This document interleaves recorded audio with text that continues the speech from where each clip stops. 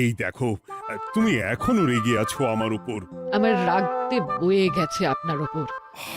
তুমি কিছুতেই বুঝছো না, খরচ বাড়ছে। আয় না বাড়লে চলবে কি করে? বিদেশে আমাকে যেতেই হবে। সব বুঝেছি, সব বুঝেছি। আপনার আমাকে অসহ্য লাগছে, তাই আপনি বিদেশে যাচ্ছেন, তাই তো? তুমি আমায় ভুল বুঝছো। রাজ্য চালাতে অর্থের প্রয়োজন আছে। কেন এতদিন রাজ্য বুঝি চলছিল না? এতদিন যেভাবে চলছিল সেভাবেই চলবে। সময় পাল্টাচ্ছে। এখন শুধু সিংহাসনে বসে থাকলেই চলে না। দেশ বিদেশ ঘুরে দেখতে হবে কিভাবে রাজ্যের উন্নতি হয়, লাভ হয়, সেই নিয়ে নতুন করে ভাবতে হবে। তার মানে আপনি ঠিক করে নিয়েছেন আপনি যাবেন, তাই তো? হ্যাঁ। আর যতদিন আপনি না থাকবেন এখানে কি হবে ভেবে দেখেছেন মহারাজ? কে সামলাবে সব?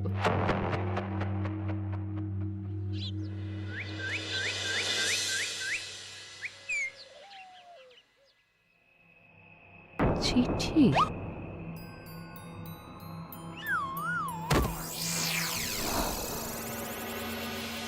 আমি অনেক ভেবে দেখলাম, আসলে এসব সিংহাসন, ক্ষমতা, প্রতিপত্তি অর্জন করা আর রক্ষা করার জটিলতার চেয়ে বাকি জীবনটা শান্তির সাথে বনে কাটিয়ে দেওয়াই ভালো। বলছি সবই তো বুঝলাম, কিন্তু এই শান্তিটা কে? মহারাজ সন্ন্যাসী হয়ে গেলেন আর এসব নিয়েও তুমি ভাড়ামি করছো গোপাল? ও মা গো, এবার কি হবে? চিন্তা করবেন না রানীমা, কৃষ্ণনগরকে আমি আমার বুক দিয়ে আগলে রাখবো। আপনার ছাতির মাপটা ঠিক মতো জানেন তো মন্ত্রী মশাই? মানে ওই গোটা কৃষ্ণনগরকে কি আপনি আপনার বুকের মধ্যে আগলে রাখতে পারবেন? গোপাল! মার্জনা করবেন মন্ত্রী মশাই। আমি বলছিলাম কি, ওইসব আগলে টাগলে রাখার আগে ওই ভালো করে খুঁজে দেখুন সব। মানে কি বলতে চাইছো কি তুমি? মহারাজকে খুঁজে বার করুন মন্ত্রী মশাই, লোক পাঠান। তিনি হয়তো এখনো বেশি দূর যেতে পারেননি। এটা কিন্তু ঠিক বলেছে গোপাল, তাকে একবার যদি খুঁজে পাই আমরা। আপনি চিন্তা করবেন না রানীমা, আমি এক্ষুনি লোক পাঠাচ্ছি। আর গোপাল, রানীমাকে বিশ্রাম নিতে দাও। যাও এখন, যত সব।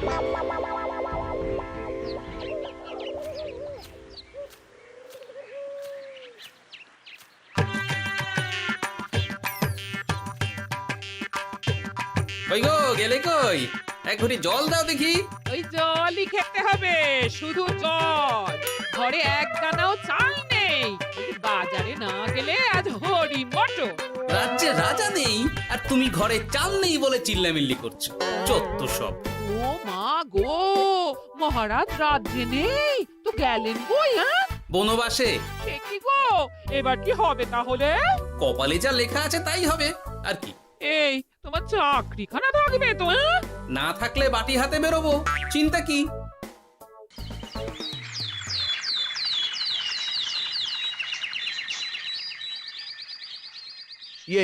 মহারাজ যখন নেই তখন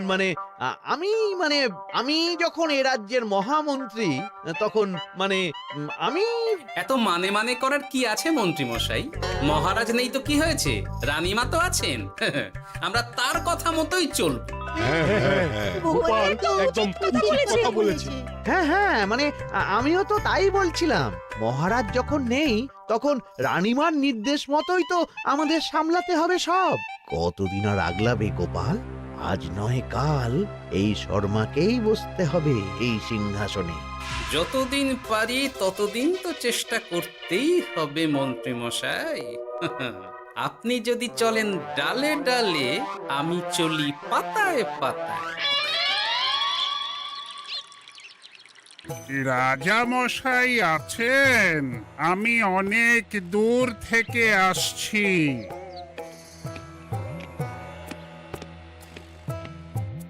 মন্ত্রীমশাই, একজন সাধু এসেছেন রাজামশাইয়ের সঙ্গে দেখা করতে। বলছেন অনেক দূর থেকে এসেছেন। জানো না মহারাজ এখন নেই? যাও, চলে যেতে বলো ওকে। মহারাজ নিরুদ্দেশ। এই মুহূর্তে সত্যিই যদি কোনো প্রাজ্ঞ সাধু বাবা রাজবাড়িতে তার পায়ের ধুলো দেয়, বলা তো যায় না যদি মহারাজের হদিস তিনি দিতে পারেন। ঠিক ঠিক, একদম ঠিক বলছেন পণ্ডিত মশাই। বেশ বেশ, ডেকে আনো তাকে, দেখি সে কি বলে। মহারাজ, আমার প্রণাম নেবেন। উনি মহারাজ নয়, উনি মন্ত্রী। আসুন সাধু বাবা, আসুন আসন গ্রহণ করুন।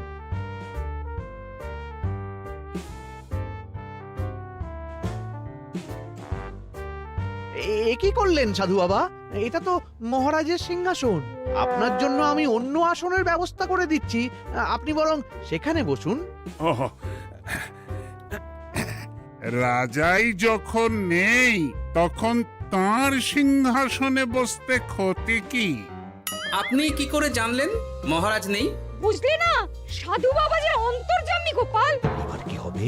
উনি যদি বলে দেন মহারাজ কোথায় আছেন, তাহলে তো আমার আর বাবা পণ্ডিত মশাই, আগেই ওরকম হামলে পড়বেন না। আচ্ছা, আপনি যদি অন্তর্যামী হন, বলুন তো আমাদের রাজা মশাই কোথায় গেছেন? জবর জটা কালো চুলে দেনামা অতীত বলেন। বুম! মহারাজ বনবাসে গেছেন। এটা যখন বলেছেন সাধু বাবা, তাহলে মহারাজ এখন কোথায় আছেন সেটাও নিশ্চয়ই আপনি বলে দিতে পারবেন। গোপাল, সব বিষয়ে নাক গলিও না তো তুমি। ঠিক ঠিক আছে, রাজা মশাইকে নিয়ে চিন্তা হওয়া তো খুবই স্বাভাবিক, কিন্তু গোপাল, রাজা মশাই বনবাসে গেছেন, তাকে আর সংসার মায়ায় বাঁধা ঠিক কাজ হবে না। এ আপনি কি বলছেন সাধু বাবা?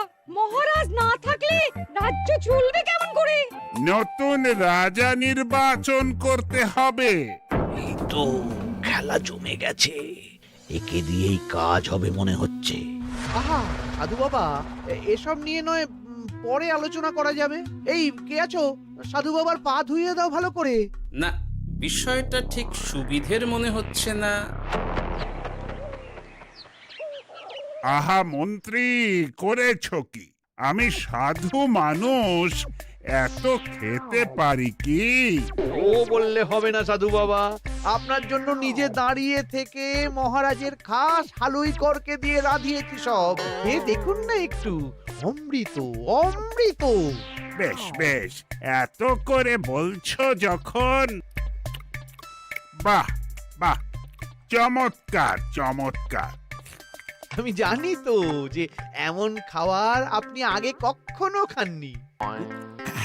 তা বটে বটে, ভেবেছিলাম কটা দিন বিশ্রাম নিয়ে চলে যাব। এখন দেখছি যা আদর আতিথেয়তা শুরু করেছো তোমরা, তাতে তো মাস কয়েক কাটিয়ে না গেলে আমারই লোকসান হবে। থাকুন না, থাকুন, যতদিন ইচ্ছা থাকুন।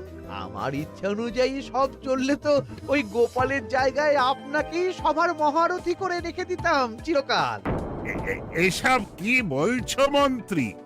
কেন, পরিকল্পনাটা মন্দ নাকি? আমি হব এই রাজ্যের নতুন রাজা, আর আপনি হবেন আমার রাজসভার প্রধান মহারথী। বটে, কাজটা খুব একটা কঠিন না। মহারাজ বনবাসে, আর আপনি নিজেই তো বললেন তাকে ফিরিয়ে আনাও ঠিক হবে না। তাহলে তা বলেছি, কিন্তু বাকি অন্যান্য সভাসদেরা আছে, তারা তো। আরে ছাড়ুন তো ওদের কথা। আকাশে হাত ছড়িয়ে আর একবার মন্ত্র করে নেবেন, বলবেন এই রাজ্যের রাজা হওয়ার ক্ষমতা একমাত্র আমার মধ্যেই আছে। ব্যাস, সবাই মানতে বাধ্য। তারপর আমার একটা হিল্লে হয়ে গেলে আপনারটার ব্যবস্থাও আমি করে দেব, বুঝলেন? বুঝলাম, একেবারে জলের মতো পরিষ্কার। ব্যাস, কালই তাহলে কাজ শুরু করে দিন। বেশি দেরি করে তো লাভ নেই। বলা তো যায় না, মহারাজের যদি রানীমার জন্য মন কেমন করে, রাজ্যে ফিরে আসে, ওসব হওয়ার আগেই সেরে ফেলতে হবে সব কাজ। রাজা হওয়ার খুব তাড়া দেখছি তোমার মন্ত্রী। ওপরে ওঠার ইচ্ছা কার না থাকে বলুন তো সাধু বাবা? আর মাত্র কটা দিনের অপেক্ষা, ব্যাস, তারপরেই এই সিংহাসনের মালিক হব আমি। কৃষ্ণনগরের নতুন রাজা হব আমি। সমস্ত ধন দৌলত থাকবে আমার এই হাতের মুঠোয়। কি অত ভাবছেন মন্ত্রী মশাই একা একা? মানে কি ভাবছি তার কৈফিয়ত তো তোমায় দিতে হবে। হ্যাঁ, হিমা, ছি ছি ছি, আপনি কেন কৈফিয়ত দেবেন? আপনার মুখ দেখলেই তো বোঝা যাচ্ছে যে আপনি কি ভাবছেন। তাই বুঝি? তা বলো দেখি কি ভাবছি আমি। আপনি ভাবছেন ওই কৃষ্ণনগরের সিংহাসনের কথা। শুনে ফেললো নাকি সব? আপনি ভাবছেন আমাদের মহারাজের কথা, তাকে কিভাবে ফিরিয়ে আনা যায় সেই কথা, তাই না? মহারাজকে যে আর ফিরিয়ে আনা যাবে না,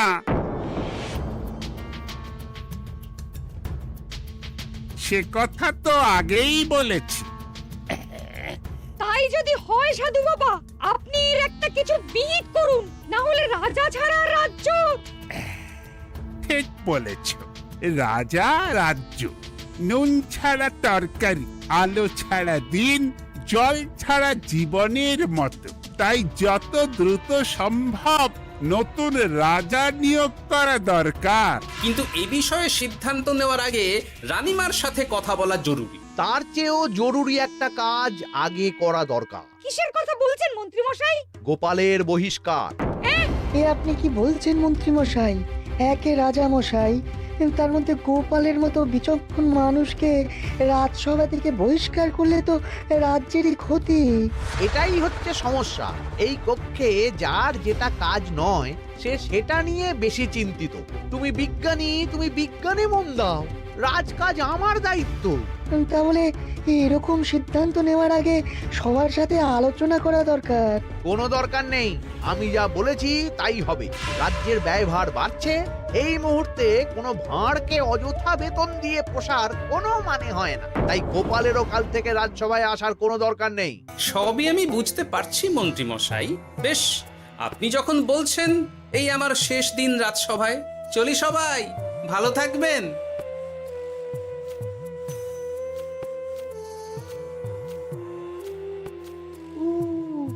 এত সহজে যে বেটা মাঠের বাইরে চলে যাবে বুঝতেই পারিনি আগে।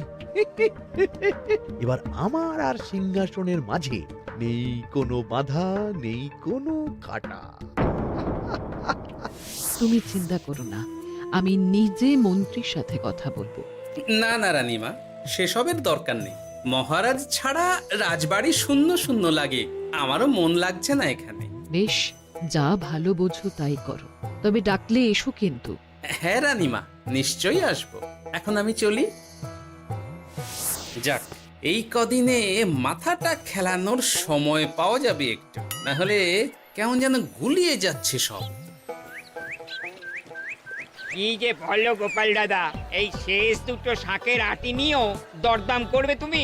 ওরে, আমি বেকার মানুষ, দরদাম না করে উপায় আছে আমার? হ্যাঁ শোনো শোনো শোনো, মহারাজ কৃষ্ণচন্দ্রের অবর্তমানে কৃষ্ণনগরে নতুন রাজা হিসেবে নির্বাচিত হবেন রাজ্যের মহামন্ত্রী। সেই শুভানুষ্ঠানে রাজবাড়িতে আমন্ত্রণ রইল। এসব কি হচ্ছে বলো তো গোপাল দাদা? ভিতরের খবর আছে নাকি কিছু? না গো ভাই, তুমিও যা জানো আমিও ততটুকুই জানি। ও গোপাল দাদা, ব্যাপার কি? এ সময় এখানে কি চাই? রানীমার জরুরি তলব, এখনই ওই রাজবাড়ি যেতে হবে তোমাকে। কিন্তু আমার যে বাজার হয়নি এখনো। আরে ওসব বাজার টাজার পরে হবে, তুমি এখন আমার সাথে চলো তো। মন্ত্রীকে আমি বিশ্বাস করেছিলাম, ও যে এইভাবে বিশ্বাসের সুযোগ নেবে আমি একদম বুঝতে পারিনি। আমাদের এক্ষুনি অন্যান্য সভাসদদের সাথে কথা বলা দরকার রানীমা। কারোর সাথে কথা বলার দরকার নেই রানীমা, আমি নিজেই চলে এসেছি আপনার সাথে কথা বলতে। এখানে কি জন্য এসেছো গোপাল? রানীমার কান ভাঙাতে? বাহ, আপনি সবার মাথা মুড়িয়ে সিংহাসন কবজা করতে পারেন, আর আমি রানীমাকে সেই সত্যি কথা জানাতে পারি না? চুপ! ভুলে যেও না, আমি কৃষ্ণনগরের হবু রাজা। মুখ সামলে কথা বলবে আমার সাথে। এসব কি হচ্ছে মন্ত্রী মশাই? রাজা মশাই নেই, সেই সুবাদে এ কি শুরু করেছেন আপনি? আমায় আপনি ভুল বুঝবেন না রানীমা, আমার হয়ে যা বলার সাধু বাবাই আপনাকে বুঝিয়ে বলবে সব। উনি আর কি বোঝাবেন? কতদিন এসেছেন উনি, কি জানেন এই রাজ্যের বিষয়ে? সাধনা মা, সবই সাধনা। সাধনার জোর থাকলে সবকিছুই জানা যায়। ভূত ভবিষ্যৎ অতীত সব। সেই জোর থেকেই বলছি মা, মন্ত্রীর কপালে আমি জ্যোতি দেখতে পাচ্ছি। মন্ত্রী যদি রাজ্যের রাজা হয়, এ রাজ্যের উন্নতি কেউ ঠেকিয়ে রাখতে পারবে না। আপনাদের একটা কথাও বিশ্বাস করি না আমি, এসব আপনাদের ষড়যন্ত্র। এ আপনি ভুল করছেন রানীমা। যা হোক, যে কথা আমি বলতে এসেছি, রাজা যখন আমি হচ্ছি তখন তো আমাকে এই প্রাসাদেই থাকতে হবে, ফলে আমার স্ত্রীকেও এখানে এসেই থাকতে হবে। সে তো আর একা থাকতে পারবে না। তাই আপনি যদি এই ঘরটা ছেড়ে দিতেন। কিন্তু মন্ত্রীমশাই, তুমি কি বলছো মন্ত্রী? এখানে না থাকলে রানীমা থাকবেন কোথায়? আর আমি তো এমন কোন বিধান দিইনি যে রানীমাকে অন্যত্র পাঠাতে হবে। সবকিছুর জন্য তো আপনার বিধান দরকার নেই সাধু বাবা, এ আমার নিজের বিধান। আমি রাজা হব, আমার স্ত্রী রানী হবে, তারও তো অধিকার আছে রানীর মতো থাকার, রানীর মহলে থাকার। আপনার ব্যবস্থা আমি অন্যত্র করে দেব রানীমা, আপনি কিচ্ছু ভাববেন না। হাজার হোক, আপনি আমাদের প্রাক্তন মহারাজের স্ত্রী বলে কথা। কি বলো গোপাল? আমার মনটা আসলে অনেক অনেক বড়, তোমরা খালি দেখতে পাও না সেটা। কাজটা কি আপনি ঠিক করলেন মন্ত্রীমশাই? শোনো গোপাল, আমাকে ঠিক ভুল বোঝাতে এসো না তুমি, বরং কাল সময় মতো চলে এসো। কৃষ্ণনগরের নতুন রাজার রাজ্যাভিষেকের জন্য মহাভোজের আয়োজন হবে। যতদিন পাচ্ছ খেয়ে নাও পেট ভরে।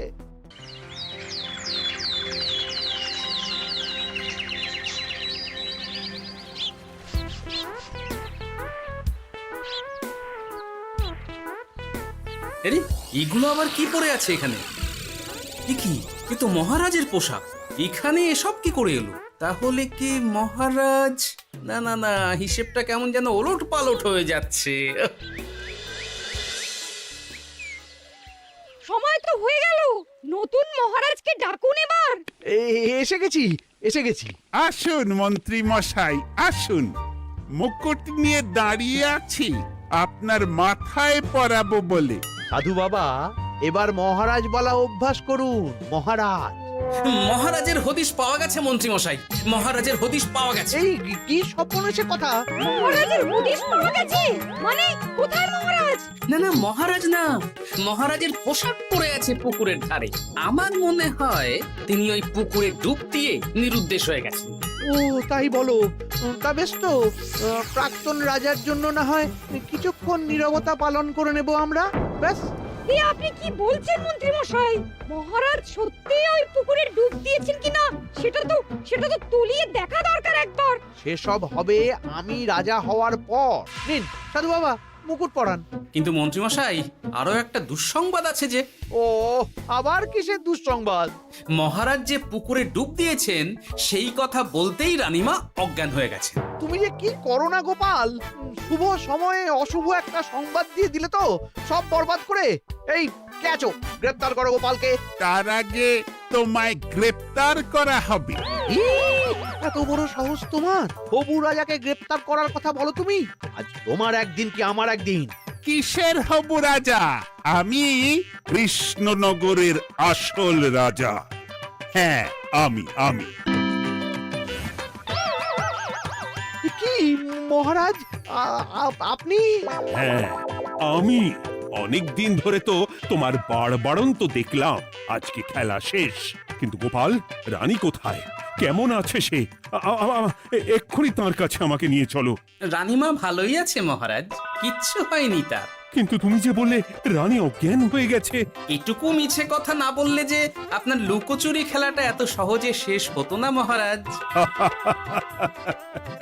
লুকোচুরি বটে, কিন্তু তুমি বুঝলে কি করে এত সব? প্রথম সন্দেহটা হলো যখন রানীমাকে অন্যত্র রাখার কথা বলতেই আপনি বিচলিত হয়ে উঠলেন, তখন। তারপর পুকুর পাড়ে আপনার পোশাক। ব্যাস এটুকুই, আর কিছু নয়। আর প্রথম দিন রাজসভায় এসেই সোজা সিংহাসনে চড়ে বসা। ব্যাস, একে একে 2 আর 2 এ 2 4 করে ফেললাম। তারপর মনে হলো রানীমার প্রতি টান ফিরিয়ে আনতে পারে আপনাকে আপনার আসল রূপে। তাই এই মিছে কথা। অধমের অপরাধ মার্জনা করবেন মহারাজ। গোপাল, তোমার তুলনা নেই। কিন্তু মহারাজ, আপনি কেন এই ছদ্মবেশ নিয়েছিলেন তার আসল উদ্দেশ্যটা কিন্তু এখনো আমার কাছে পরিষ্কার হয়নি পুরোটা। আসলে আমি পরীক্ষা করছিলাম, বুঝলে, কিসের পরীক্ষা মহারাজ? যে আমার অনুপস্থিতিতে কে এই রাজ্য চালাবে তার পরীক্ষা। এবং আমি ঠিক করেছি যে কদিন ব্যবসার কাজে আমি বাইরে থাকবো ততদিন রানীর পরামর্শ মতো সমস্ত কিছু সামলাবে গোপাল। জয় মহারাজ কৃষ্ণচন্দ্রের জয়। জয় গোপালের জয়। আর আমি মহারাজ? তুমি থাকবে পেয়াদা। এ কি, শুধু জল আর ভাত? আগেই বলেছিলাম বেশি বেরো না, বেরো না, রাজা হবেন। এখন খাও খাও, জল ভাত খাও। চেষ্টায় তুমিও আমাকে ভুল বুঝলে গিন্নি। হাসির রাজা, জ্ঞানের রাজা, রসিক রাজা।